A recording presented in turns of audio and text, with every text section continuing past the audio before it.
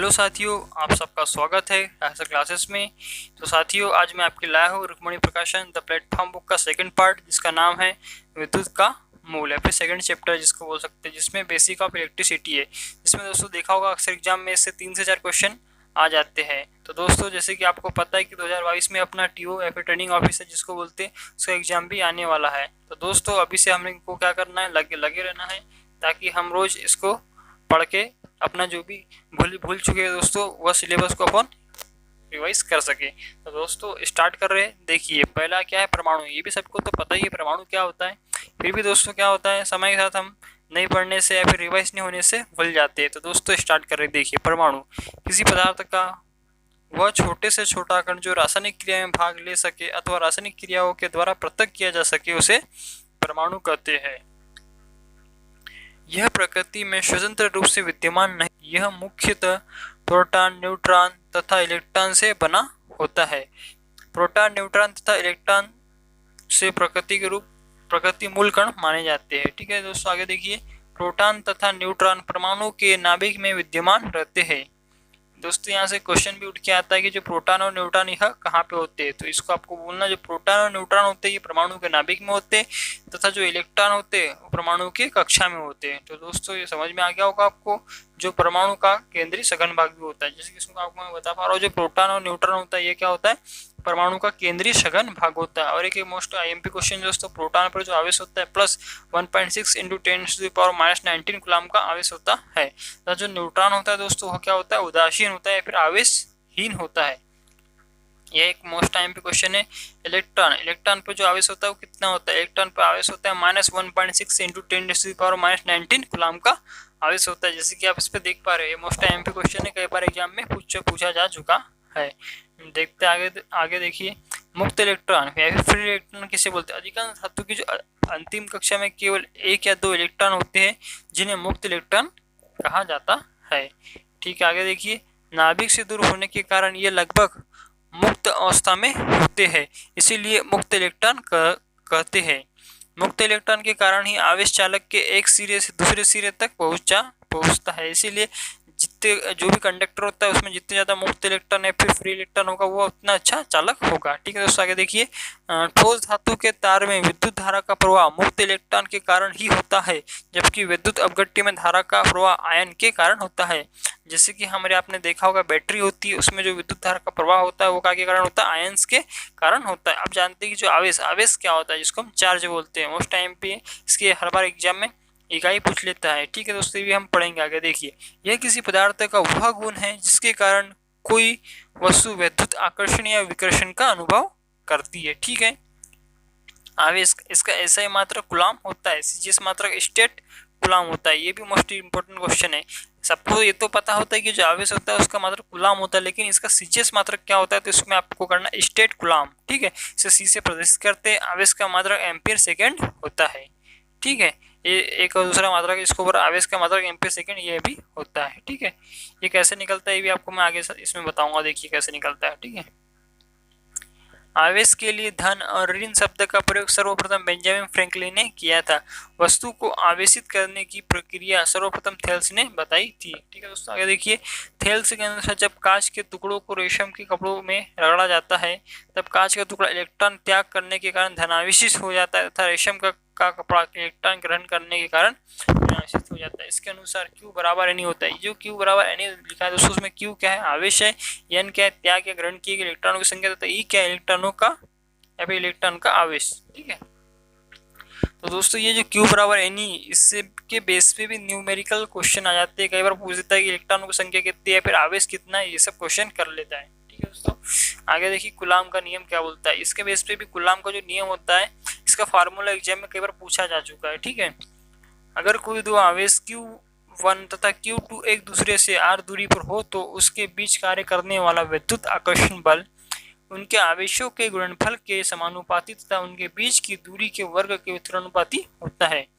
तो दोस्तों आपको डेफिनेशन याद रखना है, तथा इसके बेस पे जो इसका फार्मूला बनता है उसे भी याद रखना है। तो इसका फार्मूला बनता है दोस्तों, यह प्रोपोर्शनल Q1 × के Q2। ठीक है दोस्तों, ये हो जाएगा। इस सूत्र के द्वारा चुंबकीय ध्रुवों के बीच का बल भी ज्ञात किया जाता है। अब आ जाता है विद्युत वाहक बल, इलेक्ट्रोमोटिव फोर्स। कई बार इसकी एग्जाम में यूनिट क्या होती है वो पूछ लेता है। तो इलेक्ट्रोमोटिव फोर्स आइए जानते हैं क्या होता है। किसी चालक पदार्थ में विद्युत धारा को एक सिरे से दूसरे सिरे तक प्रवाहित करने में जो बल लगता है उसे ही विद्युत वाहक बल कहते हैं। इसकी इकाई वोल्ट होती है। ठीक है दोस्तों, आगे देखिए, यह सेल, बैटरी, जनरेटर आदि से प्राप्त किया जाता है। ठीक है, समझ में आ गया होगा आपको। इसका मात्रक वोल्ट होता है, इसे वी द्वारा सूचित करते हैं। जैसे कि यहाँ पे आपको दिख रहा होगा, यहाँ एक सेल बैटरी लगा हुआ है, सेल जो है बैटरी लगा हुआ है, इसमें वोल्ट मीटर भी लगा हुआ है। ये क्या इसका चेक कर रहा है कि इसमें कितना वोल्टेज दिखा रहा है। ठीक है दोस्तों, आगे देखिए, अब विभव, पोटेंशियल क्या होता है। अभी आपको मैंने विद्युत वाहक बल बताया, आप जानते हैं कि विभव क्या कहलाता है। इकाई आवेश को अनंत से किसी बिंदु तक लाने में, कोई आवेश है उसको अनंत से किसी बिंदु तक लाने में जो कार्य करना पड़ता है उस बिंदु का वह क्या कहलाता है, विभव कहलाता है। दोस्तों फिर से एक बार देखेंगे इसे, इकाई आवेश को अनंत से किसी बिंदु तक लाने में किया गया कार्य उस बिंदु का विभव कहलाता है। V बराबर W/Q, मतलब कि दोस्तों इसकी इकाई जो होती है जूल प्रति कूलाम भी होती है, या फिर जूल प्रति कूलाम बराबर वोल्ट भी होता है। तो दोस्तों कई बार ऑप्शन में ऐसा भी दिया जाता है कि विद्युत वाहक बल या फिर विभव का मात्रक क्या है, तो उसमें आपको अगर वोल्ट नहीं दिया है, सपोज जूल प्रति कूलाम दिया है, तो यह भी उसका आंसर सही है। क्योंकि जैसे कि आपने अभी परिभाषा पढ़ी, इकाई आवेश को अनंत से किसी बिंदु तक लाने में किया गया कार्य, कार्य मतलब कार्य की इकाई क्या है, जूल है, उस बिंदु का क्या कहलाता है, विभव कहलाता है। ठीक है, तो इसीलिए अपन में क्या है, V बराबर W/Q, इसलिए दोस्तों इसका मात्रक जूल प्रति कूलाम या फिर वोल्ट होता है। ठीक है, आगे देखेंगे, परिपथ में धारा का प्रवाह शून्य होने पर विभवांतर का मान शून्य हो जाता है। अगर कोई परिपथ है उसमें धारा प्रवाह शून्य हो तो विभवांतर का मात्रा भी शून्य हो जाएगा। अब जानते हैं विभवांतर मतलब कि पोटेंशियल डिफरेंस। जब किसी चालक में से विद्युत धारा प्रवाहित होती है तो उसके सिरों के विभव में कुछ अंतर पैदा हो जाता है, उसे ही विभवांतर कहते हैं। दोस्तों आपको यह समझ में आ गया होगा। आगे देखते हैं विद्युत क्षेत्र या फिर इलेक्ट्रिक फील्ड किसे बोलते हैं। किसी आवेश या आवेशों के चारों ओर का वह क्षेत्र जिसमें कोई दूसरा आवेश अपने पर एक बल का अनुभव करता है उसे विद्युत क्षेत्र कहते हैं।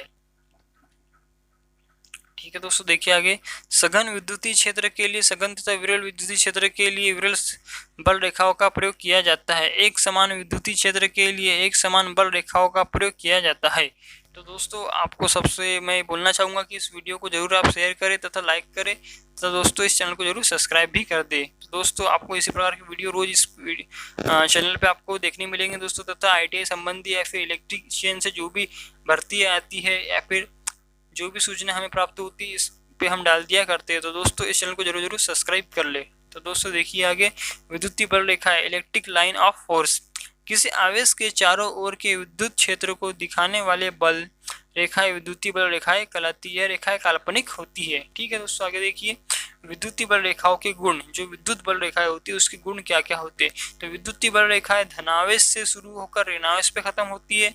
ये रेखाएं एक दूसरे को नहीं काटती, क्योंकि काटे गए विद्युत पर विद्युतीय क्षेत्र की दो दिशा होगी जो संभव नहीं है।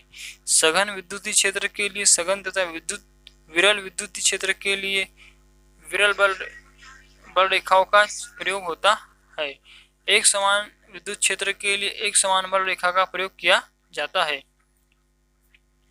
विद्युत क्षेत्र की तीव्रता। दोस्तों इसका कई बार यहाँ पे जो यूनिट भी पूछ लेता है, विद्युत क्षेत्र की तीव्रता की यूनिट क्या होती है। यदि किसी विद्युत क्षेत्र में किसी बिंदु पर Q आवेश पर यह बल लगता है तो उस बिंदु पर विद्युत क्षेत्र की तीव्रता E बराबर F/Q होती है। तो विद्युत क्षेत्र की तीव्रता का ऐसा ही मात्रक न्यूटन प्रति कूलाम होता है। ठीक है दोस्तों, यह एक क्या है, सदिश राशि है। दोस्तों आगे देखिए, अब आ जाता है विद्युत धारा, मोस्ट इंपॉर्टेंट विद्युत धारा है यहाँ पे, जो इसका कई बार क्वेश्चन भी पूछा जा चुका है कि विद्युत धारा की इकाई क्या होती है, फिर विद्युत धारा का फॉर्मूला क्या है।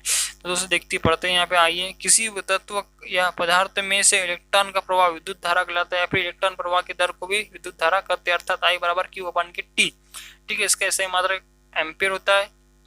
ठीक है, यदि किसी बिंदु से एक सेकंड में 6.28 × 10⁻18 इलेक्ट्रॉन प्रवाहित हो जाए तो विद्युत धारा का मान 1 एम्पियर होता है। मोस्ट इंपॉर्टेंट परिभाषा है दोस्तों, कई बार पूछ लेता है कि एग्जाम में किसी बिंदु से एक सेकंड में 6.28 × 10⁻18 इलेक्ट्रॉन प्रवाहित होते हैं तो उसे क्या कहते हैं, उसे विद्युत धारा का मान बराबर क्या होता है, 1 एम्पियर का होता है। ठीक है, विद्युत धारा का वेग प्रकाश के समान होता है, 3 × 10⁸ की घात मीटर/सेकंड होता है। ठीक है, विद्युत धारा एक अदिश राशि है क्योंकि यह सदिश के जोड़ नियमों का पालन नहीं करता है। तो ठीक है दोस्तों, आज के लिए इतना ही। तो दोस्तों इसी प्रकार के वीडियो आपको रोज इसी चैनल पर देखने मिलेंगे। इस चैनल को जरूर सब्सक्राइब कर दें, दोस्तों को भी शेयर करें। तो दोस्तों धन्यवाद।